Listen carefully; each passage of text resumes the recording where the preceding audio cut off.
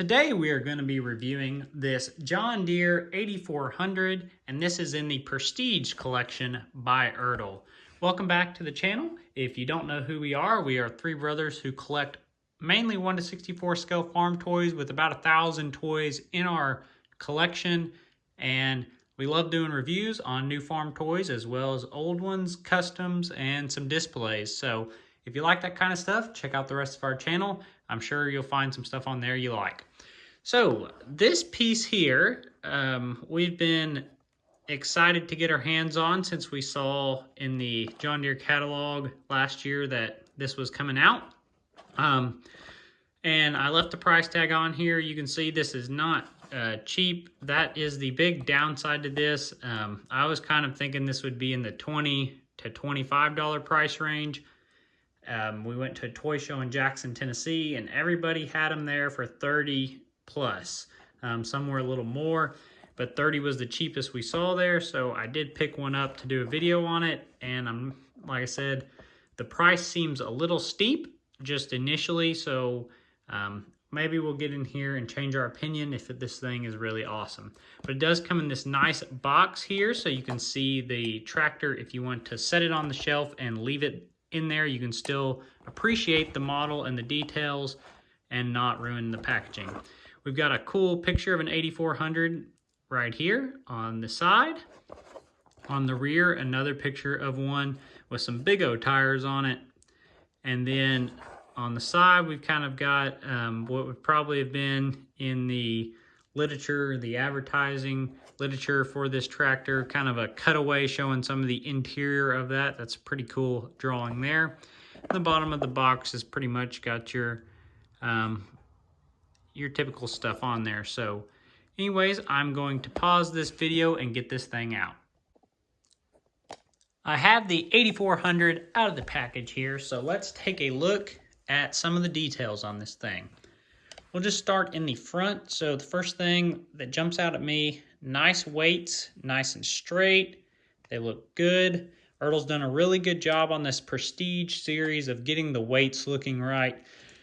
Just to show you kind of what the old weights used to look like, kind of a diamond shape on a lot of the Ertl toys, and you can see they've definitely made those weights look much better. So good weights. Good John Deere decal right there on the grill, as well as the headlights look pretty good to me.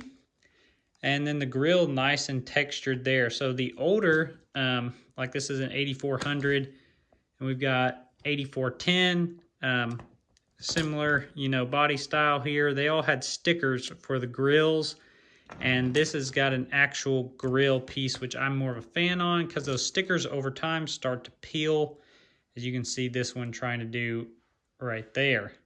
So I'm glad they went with an actual grill insert on that. I think that looks a lot better. Then we've got some engine detail up in there. And on the other side as well, you can see some of the detail in there. The front tires oscillate a little bit side to side, but they do not steer, unfortunately. Not steerable axle. And we've got a little detail on the underneath side there, as you can see. And they do have metal rims.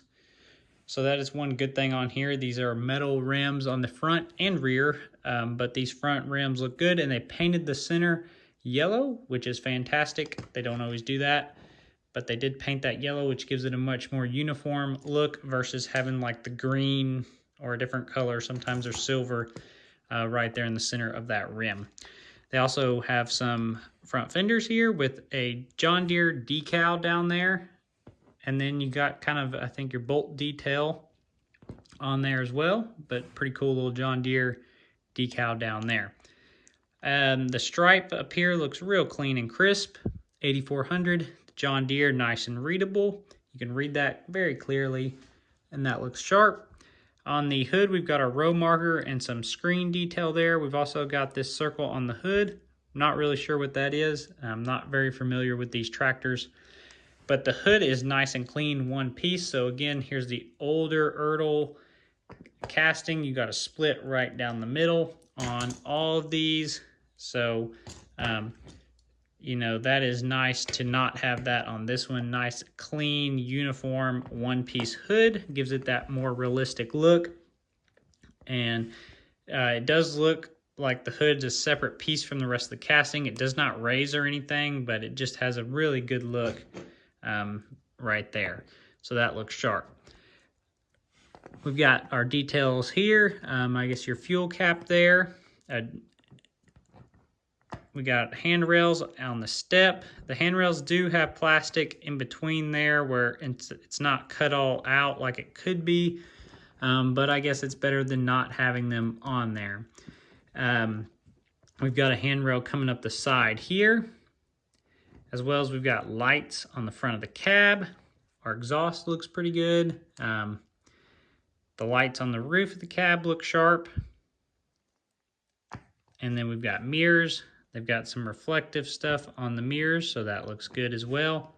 Lights on the rear of the cab look good. We've got our work lights on our fender, which is a really nice detail. That is pretty good. And then interior of the cab looks phenomenal.